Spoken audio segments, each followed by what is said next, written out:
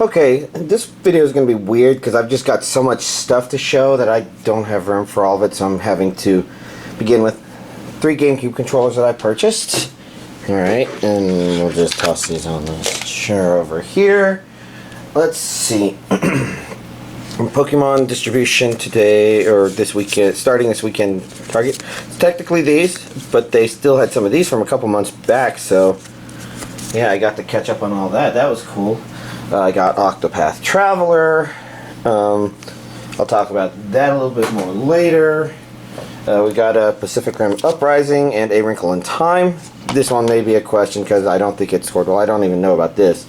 But I'll have comments about that one later as well. Let's see. I got myself an NES Classic Edition and an NES controller. And here are the pieces of hardware themselves. As you can see, they're nice and small. 2 controllers. Kind of notable, I guess.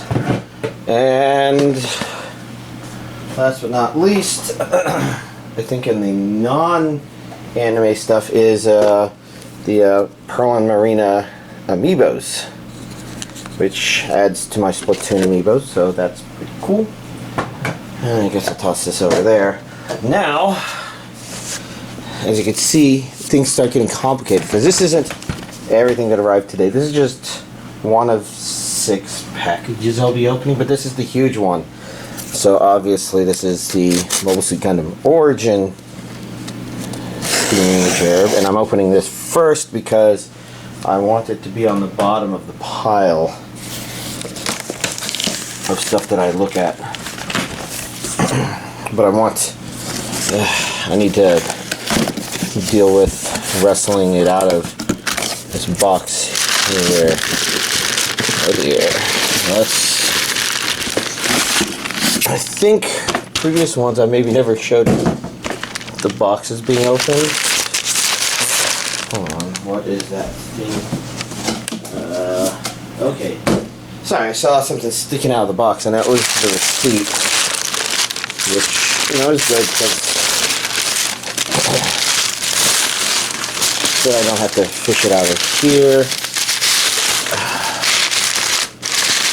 I'm trying to be quick about this because we've got so many things to open. Let's see.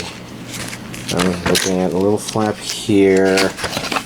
And we're going to take this out. This. Huh.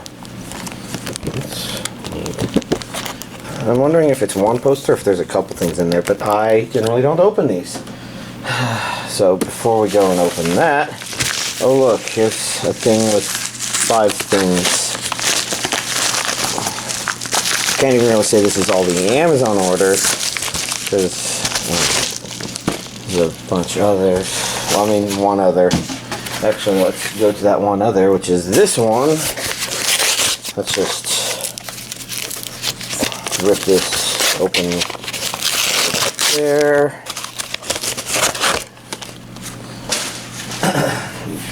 And then more right stuff.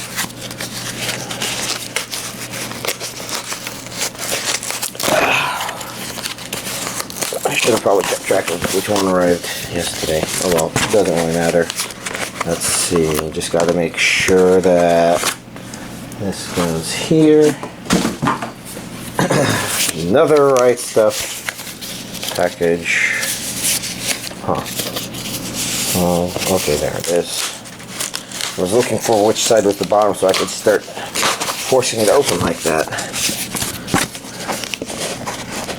Oh, cool. This one is actually Hentai. This is Hentai Heaven Volume 3.5. Volume DVD version. Green Eyes Invasion of the Ballbusters. Doesn't sound familiar. Looks like the back's okay. I never opened those up in more detail than that. And then the final package. Let's get this open and then start peeking at all these anime DVDs. Assuming I can actually open it because this cardboard is ripping a little bit.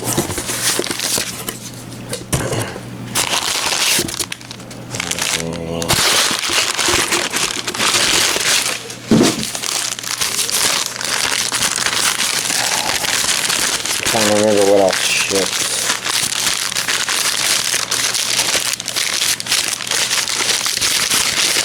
Oh, yeah, okay.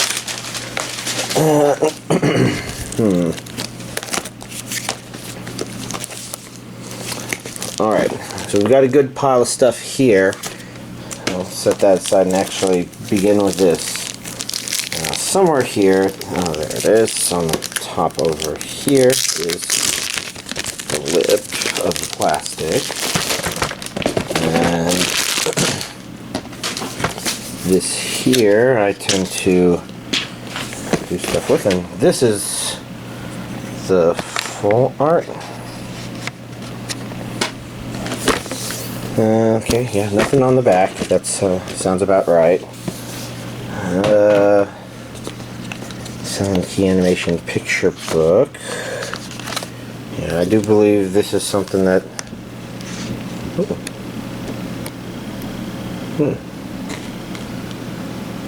Okay, cool. I got a swimsuit keyframe of some sort.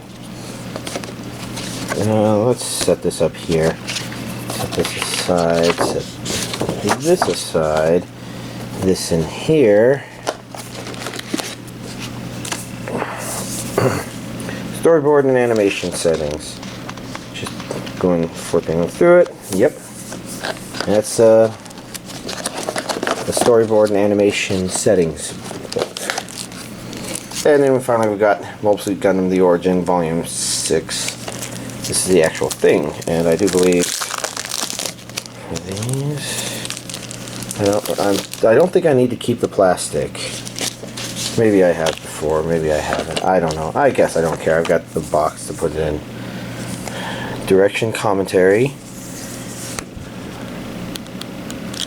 And it's all in Japanese, but that's okay. Not anything under that, is there? No. Okay. I got some more plastic. Just what we needed. Gotta kill the... Oh, shit. And I don't mean that in a bad way, but I mean... I'm commenting about all the plastic and... Oh, look! There's more plastic! Different artwork.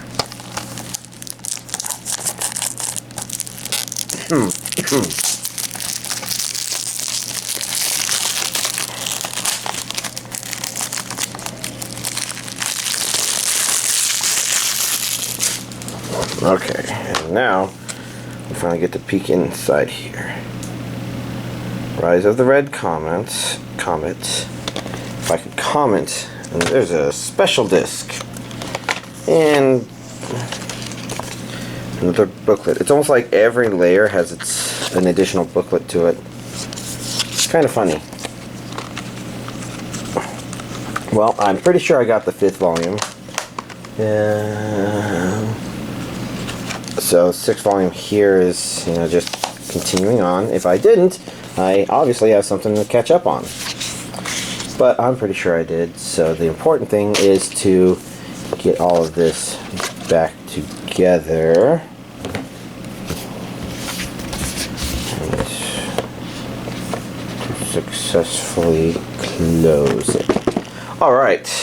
Let's begin with, or continue on with Granblue Volume 2. That's Granblue Fantasy the Animation. Here we go. I think I remember before commenting about how Volume 1 was nice. It was probably more what I was hoping Tales of whatchamacallit would be. You know, just it feels paced pretty well. It feels maybe I do know what the hell that is. Yeah, maybe. I don't know. It goes up to episode 12. And 2 extras. Disc 3 is more OST stuff. More? Or was it the only? I don't know. What did I do last time? Who the hell is that? Is she someone I should remember? I don't know. Well, we got some postcards with probably the various image arts we've seen, and of course I don't dig in there, a questionnaire, and Ooh, I see character designs and settings and all sorts of neat stuff. Oh, did I? I didn't, did I? It's probably not a bad idea to take this off so we can see the full artwork, because, you know, those blue feet, man, can't not see that, even though we can see it right there. I don't know, I'm being maybe a little pedantic. We've got Strawberry Panic on Blu-ray. I see a region A there, and I think this was originally Japanese with English subtitles, and it looks like this is as well. So the original DVD release was that. And, oh jeez, come on, separate. It is not separating. It is being a dick about separating. Oh, there we go.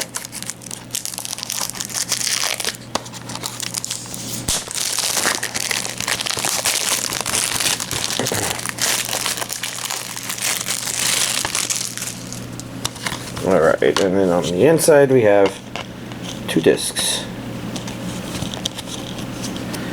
These both look familiar art-wise, so these might have been like volume covers of the DVD release. I don't know. We got Blu-ray version of Yu-Gi-Oh! Ark V Season 2! You know, it's kind of hard to get excited about getting it if I haven't even watched any of the Yu-Gi-Oh! Stuff I have, period. And as you can tell, the pickups decided I didn't need to finish that sentence in a very vocally coherent manner.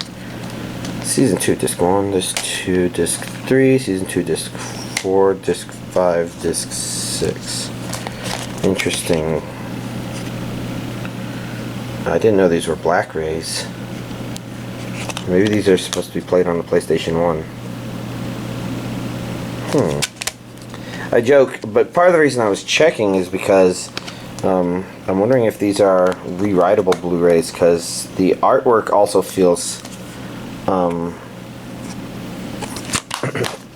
a little more burn-on-demandy. Oh well, next up we have Monsanto Stories Ride On Season 1 Part 3, which, you know, let's take this thing that is blocking off this guy's valuable leg. We have to see his feet. They're not as blue this time, but I guess that's because the other people blew their budget, maybe?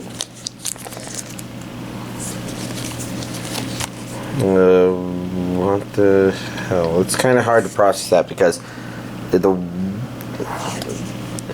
the light yellowish dress almost looks very peachish. And I guess this was always Regions A, B, and this has audio. And if we take a look here, it's the same thing. You know, I did all that work for a very important reason. Removing that sticker and risking my life and limb. There we go. As soon as plastic would stop being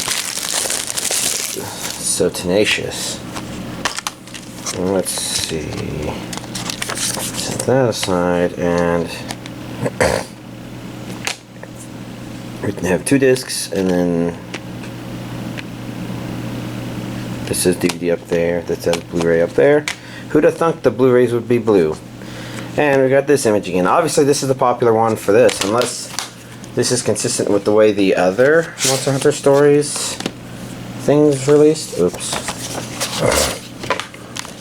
And of course, you know, there's so much stuff that I can sometimes not remember what stuff I didn't stuff in the stuff. Next up we have Long Riders. Which I don't know what to make of this. I see Region A, Japanese with English subtitles, not dubbed. All 12 episodes on 2 discs. Might be good. Hard to tell. It's like cute girls doing cute things, and that cute thing is riding bicycles. Not to be confused with the other riding bicycle anime, Yowamuya Pedal, I think it was. Or maybe they're competitive versus something or the other, I don't know. All I know is I see girls there, and I see girls there. Okay. This 3 and those 2, this 3 and those 2. Huh. Okay. I don't know why she has wings. Next we have Nanbaka. I don't know. I kind of wonder if it's supposed to be something like that because these people look very thuggish. Regions A and B, and I see it's pink audio with pink. There we go. English audio with the. So it's got a dub and it's got sub.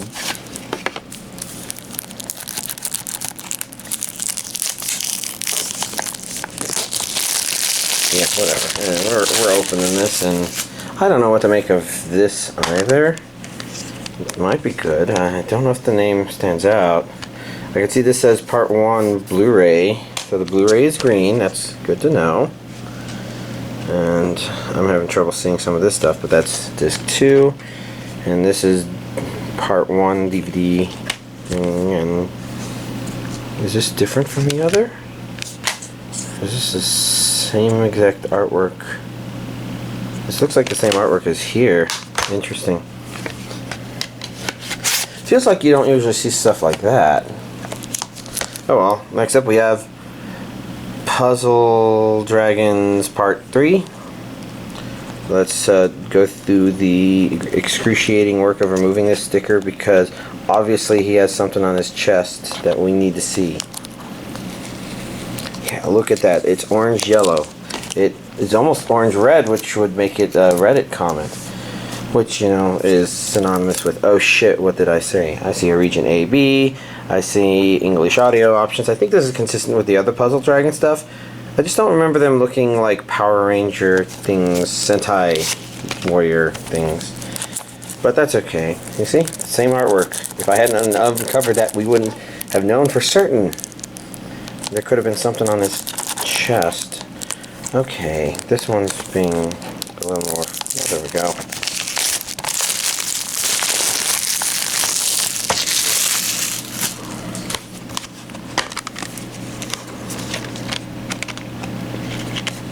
Just get that back in there and take that out and similar artwork. And okay, this is blue, and it's, I see the Blu-ray symbol there. So Blu-ray is blue.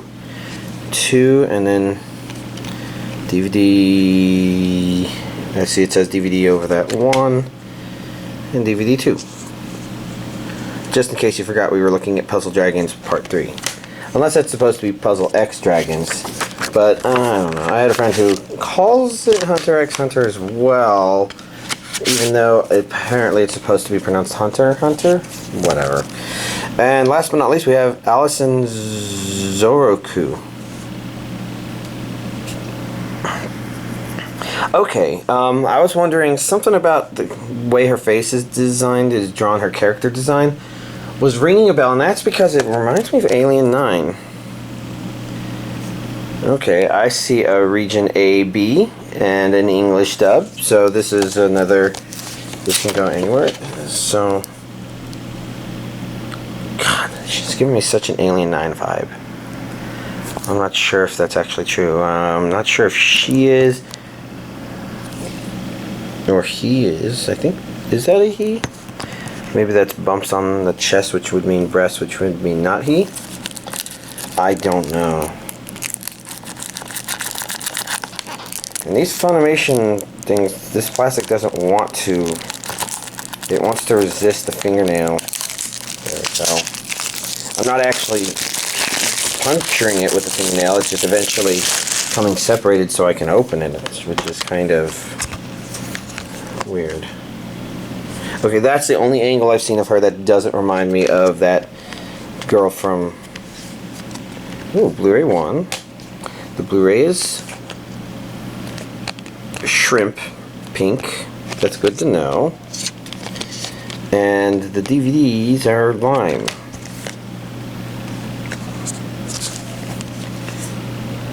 Weird stuff. I don't know what we're supposed to make of this.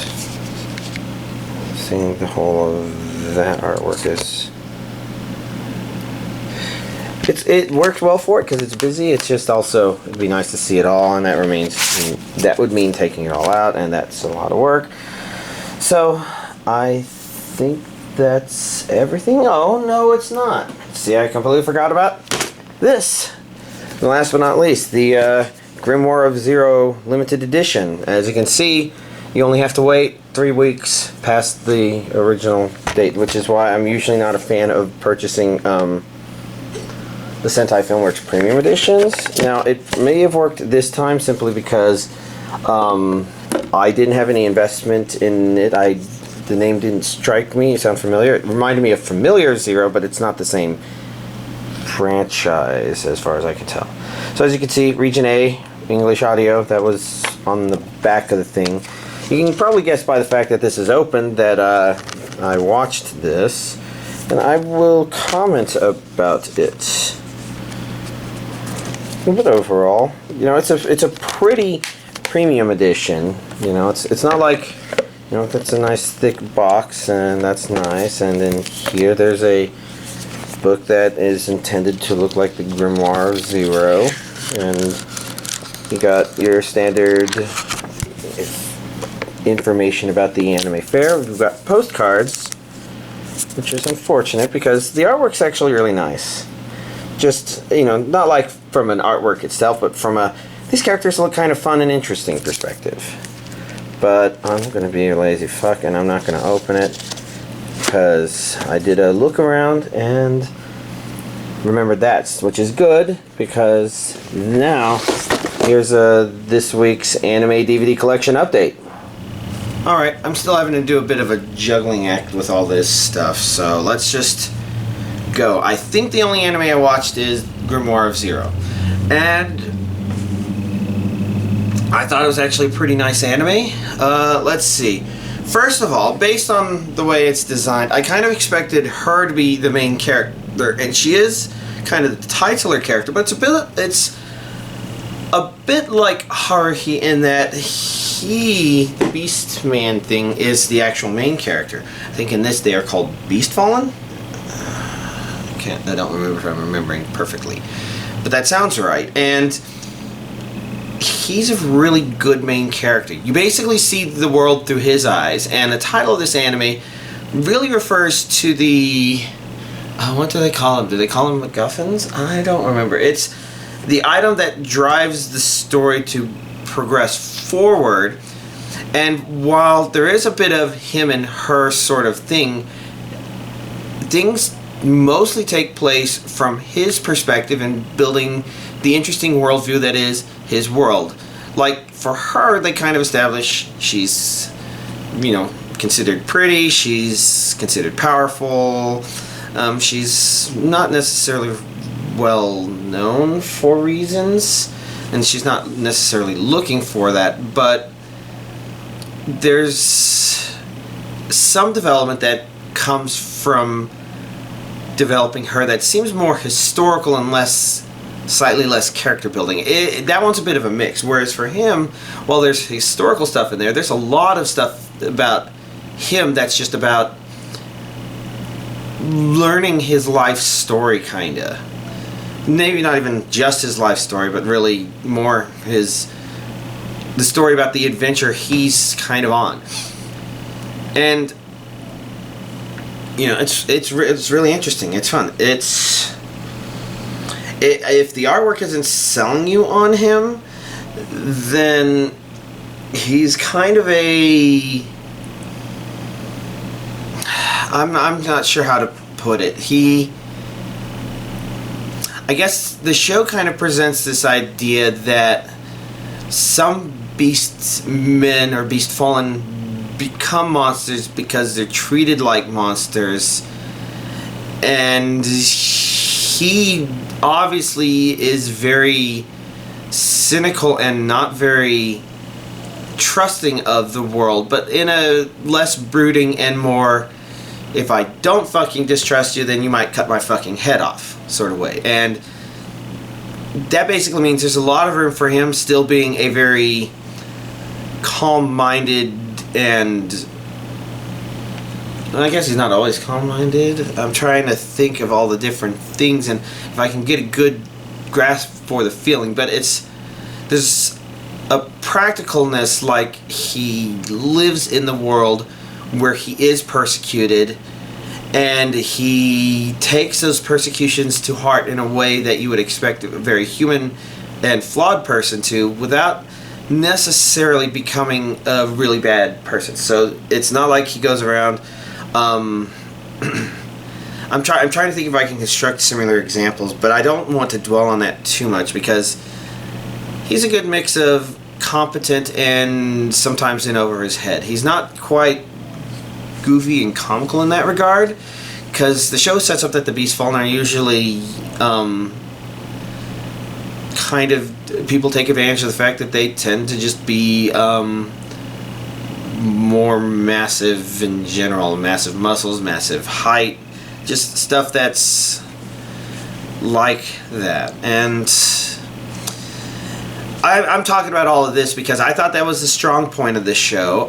The story has some weakness to it, but nothing that's bad. It's the sort of thing that you kind of watch, and some of the stuff you're not sure what it's doing with, and for some reason it's not as exciting as it should be, but it still kind of piques your interest, sort of thing. So I guess it just comes down to, did I feel completely satisfied with the ending? I felt satisfied with some of the elements of what was there, but there were a couple of things that were convenient that I don't want to talk about because that would be spoiler. So anyways, it's important that I bring up Octopath Traveler because I've also played, I'm far enough in the game where I'm working on getting my 4th member into the party. And if you're curious, I chose to start with the merchant. But it's interesting because it kind of felt like it's hard to choose favorites per se. The characters, they are very, there's a simplicity to their story that pretty much makes it where you feel like you can start as any one of them. You're kind of curious a little bit about what it means to play as this guy, and you don't necessarily feel that his story is trying to be innovative or creative or anything like that. It's trying to tell the story of that person, and its storytelling is slightly better than just a simple, oh yeah, he's a knight and there were monsters and now he's killing things.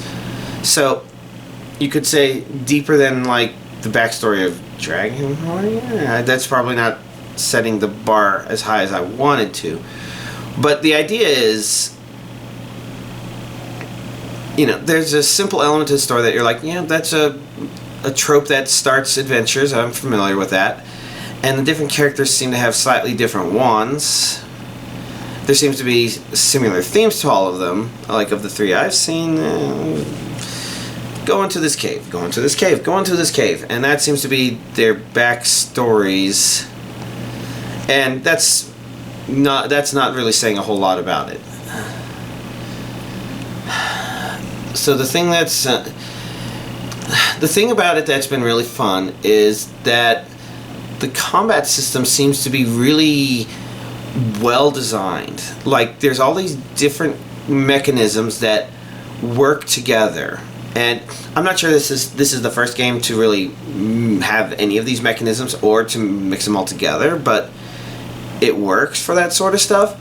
For a while there, I was afraid that the game may have had a too much or brown is real sort of problem going on, because the area I started at was all brown and stuff and not as mix of colors as I would have expected the beach to be, I guess.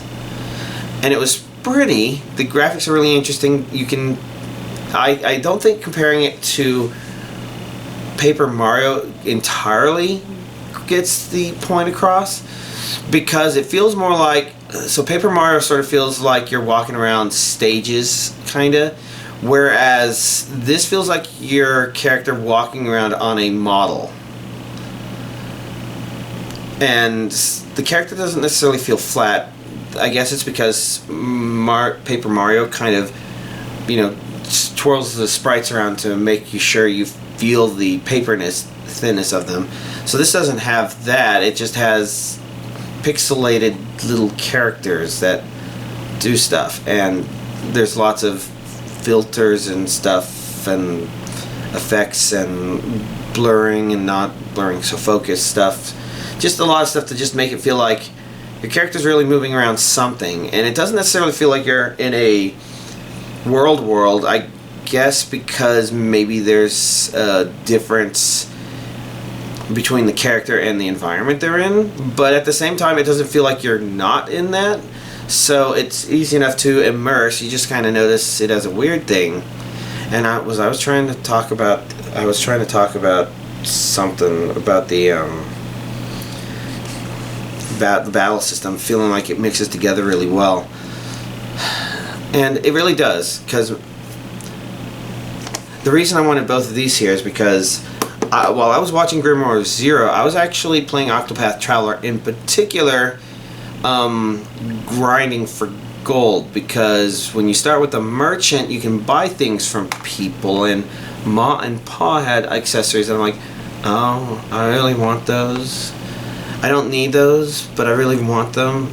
And I'm like, yeah, you know, I could just do 10 hours of grinding in the background, you know, while doing something else like watching a pretty good show. Grimoire of Zero was kind of good in that regard. And Octopath Traveler, one of the things that made it easy to grind was the battle system is just engaging enough such that you feel you can do something like that.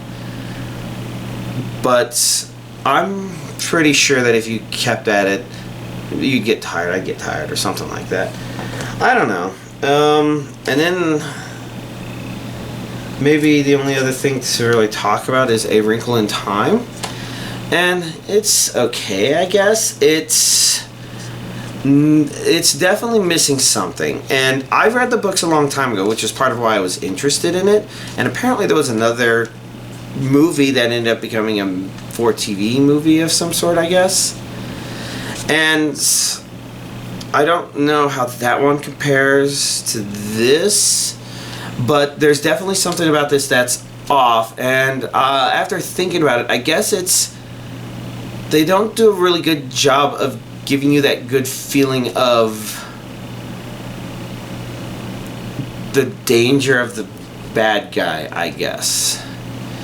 And I'm wondering if the main thing they missed out on, though there's a couple little things that I think were important, but I think the main thing is they removed one of the few major scenes that I actually remember from reading the story, and that's the Ant Beast section.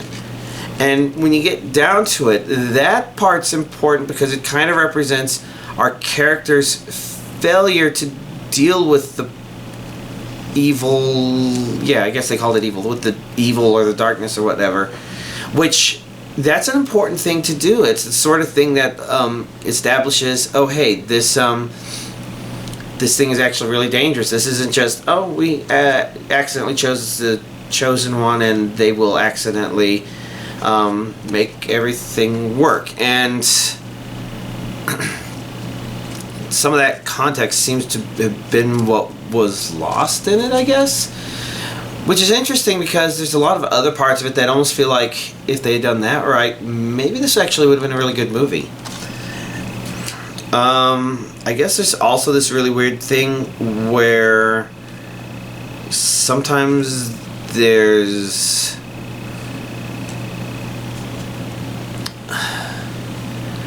I'm trying to remember what it's called. Slightly gospel moments, I guess. Music that happens for parts that I'm not sure necessarily needed them. Which makes it feel like culturally it's trying to do something that's maybe a distraction, maybe not. I don't know. It's really weird. There's a lot of things about it that are really weird and not bad, just weird. So, you know, it's interesting. It's okay. But it's definitely missing some important stuff that would make it mind-blowing, I guess. So outside that, I don't know if there's anything really major I have to talk about, because while I've unlocked a lot of stuff on Smash, I'm getting a little babysat out, where I've babysat my Amiibos fighting each other and collecting their items. And maybe I should keep going until I get to 300,000 gold and get that challenge. But I've unlocked all the abilities that are locked on the challenges board, the custom ability stuff, and the rest are just grinding for them. I should really probably have them. I should keep going. I don't know, because all this stuff has just been busy. Like, I haven't even tried using my Pearl and Marina Amiibos. I created the space for them and set them up so that they're sitting with the other Amiibos, but I haven't used them in Splatoon 2 yet. And one issue I've run into with Octopath Traveler is I have a really poor time guesstimating how long it will take me to do something. So, for example, normally I go to bed at around 1:30 a.m., which is probably a lot later in the evening or earlier in the morning than I really should. And it was 1 a.m. Sunday night, and I was like, oh, I'm just before this boss. I'm gonna go ahead. You know, I saved. I was at the save point just before the boss. I'm like, okay, I'll just go take care of the boss and then finish up the story and save and go to bed. And I think I ended up going to bed at 3 a.m. So I don't know what the fuck I did. And last night, well, okay, I managed to stop by 1:30, but then I found out that Red Letter Media had a review, like a kind of review of rewatching something of John Carpenter's The Thing, and I kind of felt like I had to watch that, and that was 40 minutes. Anyways, I've been losing sleep due to stuff. Yeah. I guess I can't think of anything else I would necessarily talk about, so I guess I should end the video here. Y'all have a nice week.